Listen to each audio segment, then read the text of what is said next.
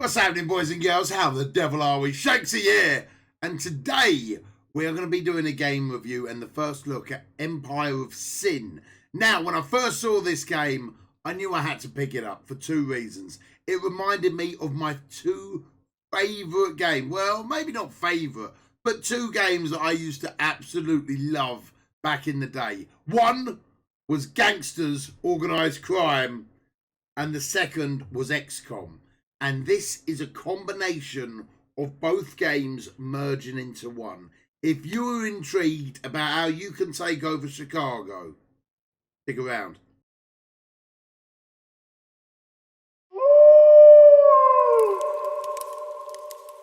So when you start a new game, guys and girls, there are a ton of different bosses that you can choose from.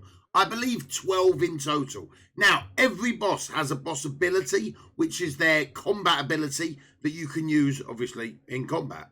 Then you've got an Empire bonus. The Empire bonus is going to cost you less to upgrade these things. So, for example, with Joseph Soltis, you can get plus 5% earnings from each one of your brothels, and your speakeasies start with an extra level on their upgrade straight away. So, not a bad bonus. Then you've got diplomatic bonus, which is neighborhood threat generation when opening a speakeasy. Basically, the other gangs won't take that as an encroachment on their territory.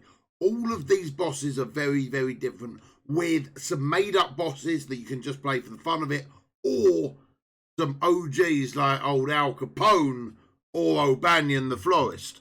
So, it is totally up to you who you pick. Personally, to start with, if I can be Al Capone, I'm going to be Al Capone, baby. But I think there's some replayability on the other bosses as well. So when the game first starts, you are going to be dropped off on the map by a friendly taxi, where you're basically going to set your story. What are you in Chicago for? You've just flown in. You've just got into town. Why are you here? Is it a takeover with force or a little bit of diplomatic prowess? It is totally up to you the way that you play. As you are going to go through the game, you're going to get random appearances pop up. Whether or not J. Edgar Hoover, in my game, has just been appointed director of the FBI, and we better slow down or speed up business, is totally up to you what you do. But this is definitely jumping ahead a little bit. When you first spawn in, you are literally going to be spawned in with just your boss. Now, there are going to be world events that pop up, like the FBI, prosperity changes within neighborhoods, all that type of thing. And you've got to carve out a little slice of Chicago all by your lonesome. So, I have managed to put together this motley crew behind me. But when we first started out, it was just me and old Al, baby. So, having a little look at the world map, this is where you're going to carve your slice of the pie, or the whole damn thing. You've got to get yourself a safe house sorted out, and then start building up your rackets. There are a number of different controlled rackets, whether they're derelict buildings, which are thug-occupied. That means you can take over these thug-occupied rackets with no comeuppance. No one's going to get upset, annoyed, or come back at you. Or you can then attack other businesses. Now, unfortunately, on this one, I've actually completed this playthrough with Al Capone, so I haven't actually got many people to attack. But there are 12 main crime bosses when you first start out. And then there are also these random bosses that will spawn in like minor factions. Aim of the game is to take out all of the opposing bosses. They will also start taking each other out, guys, but they can hit at you as well. This brings me to the combat. So let's have a little look at the combat versus a derelict building, one of these thug-controlled rackets. In the game, in real time, it's all real time as you move around the city. You've got to get cabs to different neighborhoods and whatnot. But when you go into the combat, it's all turn-based, baby. Now, again, my guys are pretty stacked, right? My guys are pretty stacked. I'm going to turn the volume up on this bit. And we should be able to take these guys out relatively simple.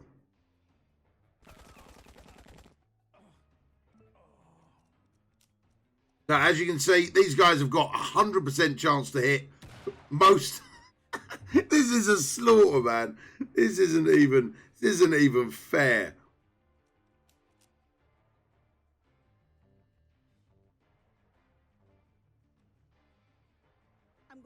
Now, unfortunately, I don't think we're going to be able to use a burst here. Oh, no, we can. Sweet. So we're going to come through the front door gunning. Gunning. Unfortunately, these two guys on my crew spend most of their time drunk. So they're a bit of a liability, truth be told. After getting 10 kills, they do earn other traits as well. So what the traits that they start with aren't necessarily the traits that they'll end with. And we're going to put him into Overwatch as well. Right, few guys left. As you can see, all turn-based, them to go first. We have got... Where's he based?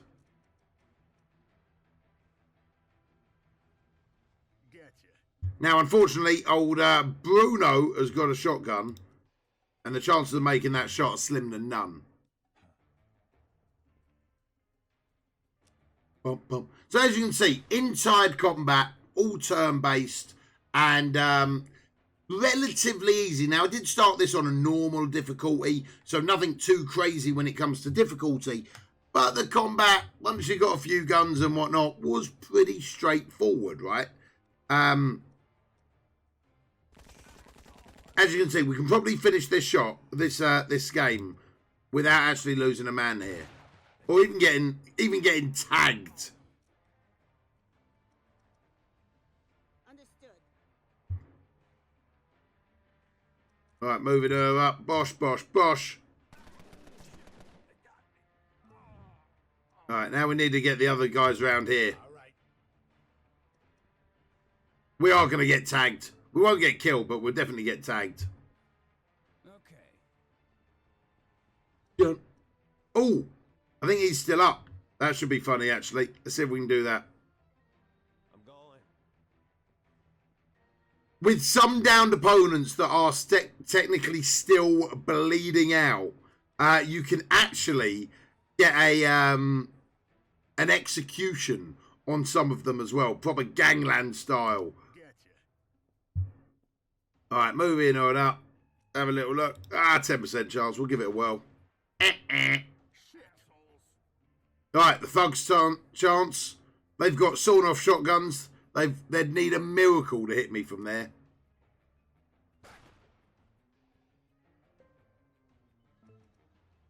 What? That's ridiculous.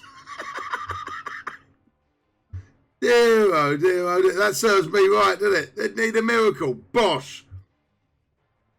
As you can see, just moving the rest of my crew up to take out the rest of these guys should be relatively straightforward. Maybell misses. 37% chance to kill him off.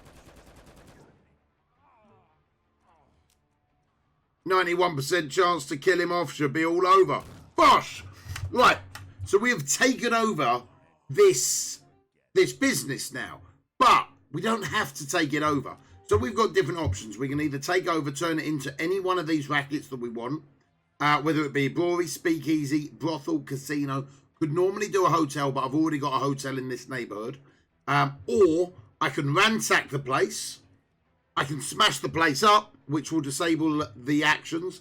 This is particularly good if you're going to war with another gang and you can't take over that building. You just can't spare the security.